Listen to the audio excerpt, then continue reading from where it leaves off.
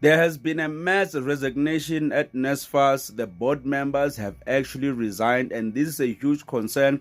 Even the government is getting concerned. And yeah, it was bound to happen because the issues, many are saying that these board members is not because of personal issues that they are resigning, but the whole NSFAS administration is not really good. So these guys, they just decided to resign. And remember, this follows last year. You remember, NSFAS couldn't even fund students for the second semester. So you could have registered the first semester, but not registered for the whole year. If you registered the whole year, first semester, you were fine. But if you registered maybe 5 modules the first semester and you were planning to register another 5 modules the second semester, you were out of luck. Many people's degrees have been delayed by 6 months now. A person thought that they would finish in record time, but that didn't even happen. I think taking up a role at the National Student Financial Aid Scheme as a board member is not something you can think of just overnight.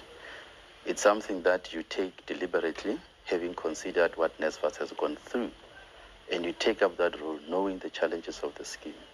So I believe that it's not really personal matters that have led to this resignation, at least in our view. But having been So yeah, now they're looking for new board members. I wonder who it will be, because if these guys were getting paid really well and they still resigned, man, I mean, there must be very, very big issues over there at NSFAS. But I really hope this doesn't really affect many students that are already enrolled. What if second semester they come up with stories once more and telling people they cannot register once again? It means your degree or whatever qualification that you're taking, it will be delayed by a whole year. A year is a very, very long time. People already have plans. A person maybe is like 20, they were planning that they will finish their degree when they're 23, 24. Now they're being delayed. Hey, time is flying. People cannot really afford all of this time that NSFAS is really wasting. So, hey man, this, I hope it doesn't affect any of the students or the money that's being circulated, because yeah man, the resignation of so many board members could trigger many issues, many more issues that NSFAS has been facing. at NSFAS for almost 10 years.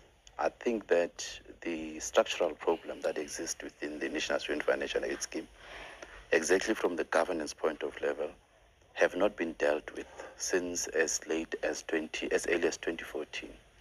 And those structural problems, in our understanding, were brought by NSFAS centralizing the management of its function. And there was also an audit findings around 2017. So as a student, I would urge